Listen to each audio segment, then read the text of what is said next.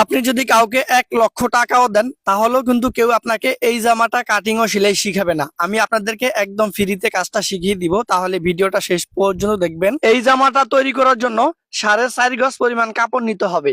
দেখেন, প্রথমে আমরা কাপড়ের এক মাথা দিয়ে কাপড়টাকে আমরা 4 পাটে ভাঁজ করে দিয়েছি। 16 ইঞ্চি পরিমাণ লম্বা এখানে একটা দাগ দিব। শোল্ডারে আমরা 7 ইঞ্চি পরিমাণ একটা দাগ দিব। উপর থেকে নিচের দিকে আমরা 7 ইঞ্চি পরিমাণ নিচে একটা দাগ দিব।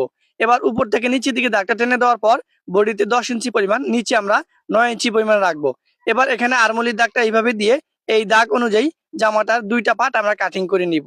সামনের পার্ট এবং পেছনের পার্ট, 2টা পার্ট আমরা একসাথে কাটিং করে নিয়েছি। এখানে 2টা পার্ট আছে। আমরা এখান থেকে সামনের পার্টের পাশের দিকে দিব 3 ইঞ্চি পরিমাণ, লম্বা দিব 3 ইঞ্চি পরিমাণ। এটা হচ্ছে গলার মাপ। এখান থেকে দেখেন আমরা গোল গলা দাগ দিয়েছি।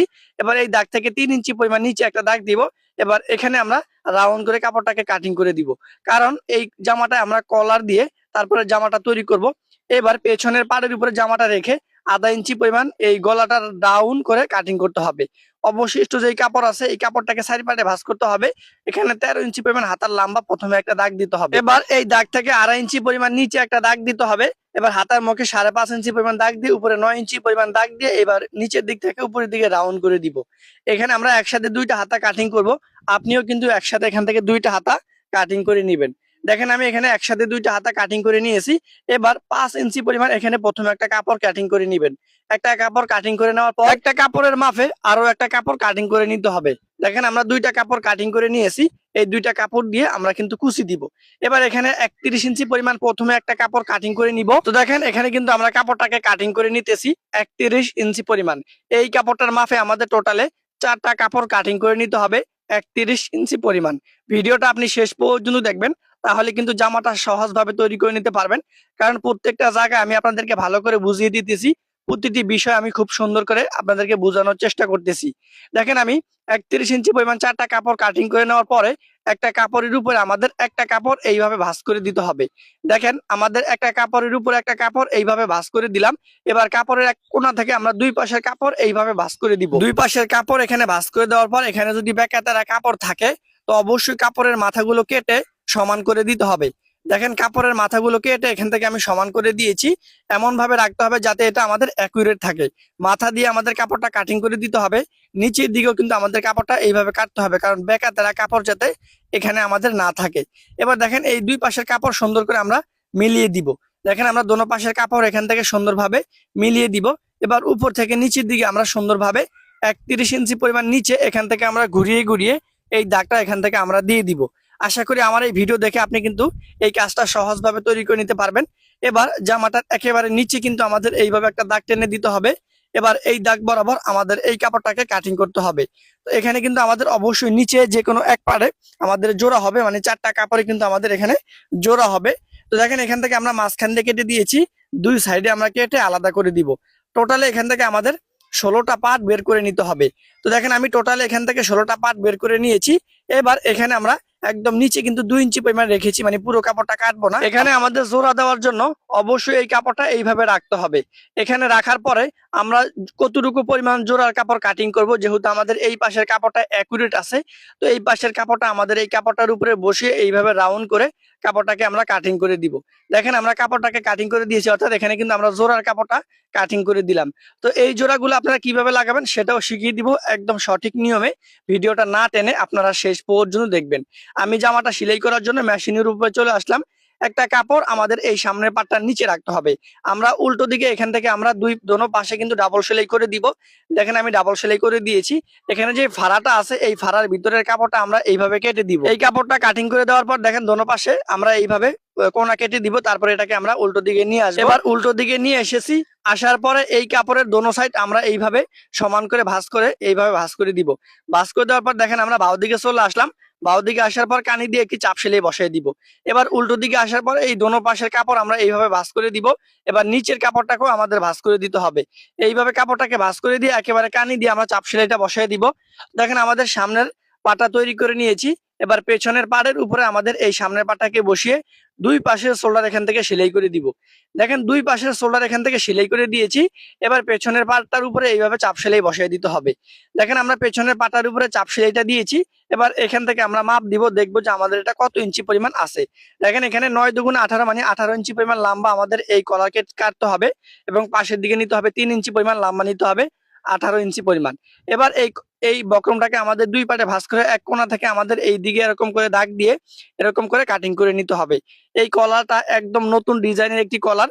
এবার একটা কাপড়ের উপরে আমাদের এই বক্রমটাকে বসিয়ে যেই পাশটা সোজা আছে এই সোজা পাশটার কাপড়টা আমাদের এই বক্রমের উপরে ভাঁজ করে সেলাই করতে হবে।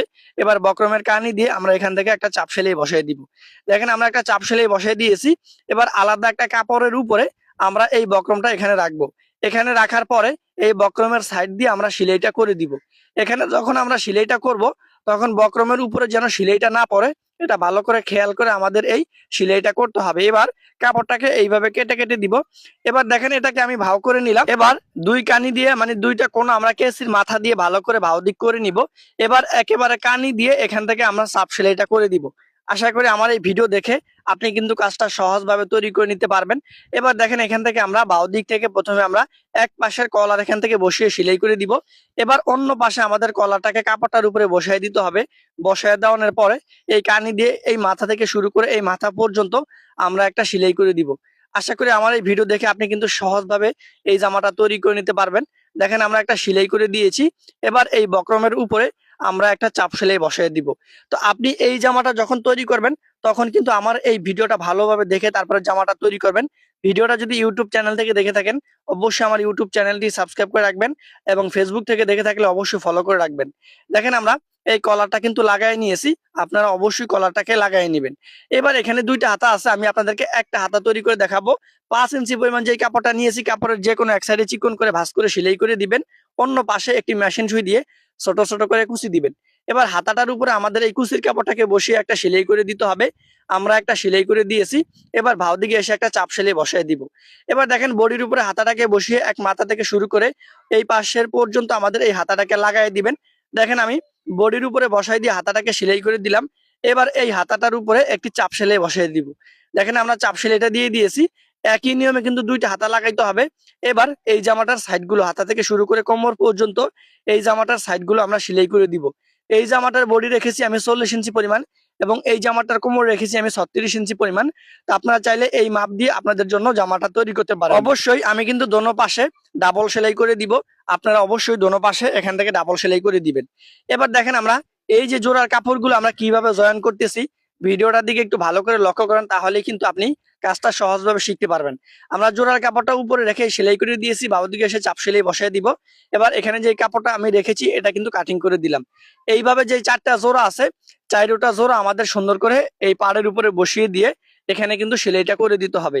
আর এই জোড়াগুলা কাটিং করার সময় একটা জিনিস ভালো করে খেয়াল করবেন, প্রত্যেকটা কাপড় একদিকে রেখে কাটিং করবেন, তাহলে কিন্তু এটা মিলবে, নয়তো কিন্তু এটা মিলবে না। তো দেখেন আমি কিন্তু সবগুলো জোড়া এই কাপড়গুলোর উপরে এখানে বসাই দিয়ে এই মাথা থেকে শুরু করে এই মাথা পর্যন্ত একটা সেলাই করে দিলাম।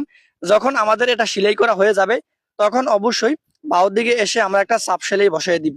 দেখেন আমরা এখানে 4টা পাট জোড়া দিলাম এবং 4টা কাপড় এখান থেকে কেটে আমরা আলাদা করে দিব। আশা করি আপনি এই জামাটা সহজভাবে তৈরি করে নিতে পারবেন। তো দেখেন আমি এই জোড়ার কাপড়গুলো এইভাবে মানে 4টা জোড়া এখান থেকে আমরা সেলাই করে আটকে দিয়েছি। আটকে দেওয়ানোর পর এখানে যেহেতু আমাদের 16টা পাট আছে, একটা পাটের উপরে একটা ফাট এখানে বসাই দিয়ে আমাদের এটার সাইডগুলো এখান থেকে সেলাই করে দিবেন। যেহেতু আমরা 16টা পাট দিয়ে এই জামাটা তৈরি করব, তো সেক্ষেত্রে 16টা পাট এখানে একটার উপরে একটা এখানে বসাই দিয়ে এটা এইভাবে সেলাই করে দিবেন।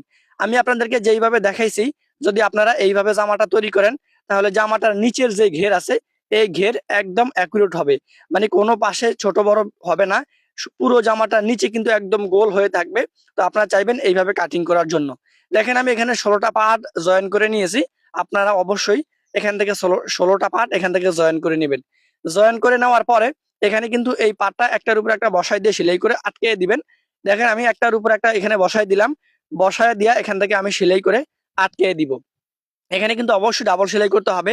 এবার জামার নিচের পাটা উল্টো রাখতে হবে এবং জামার উপরে পাটা বাও রেখে এখান থেকে আমরা এই উপর দিয়ে ঢুকিয়ে দিলাম। এবার এই নিচের পাটার উপরে জামাটার উপরে পাট রাখতে হবে। এইভাবে রেখে এখান থেকে আমরা ঘুরিয়ে ঘুরিয়ে সেলাইটা করে দিব। তো মনে রাখবেন এখানে কিন্তু আমাদের ডাবল সেলাই করতে হবে। দেখেন আমি এখানে ডাবল সেলাই করে আটকে দিতেছি, আপনারা অবশ্যই এখানে ডাবল সেলাই করে আটকে দিবেন।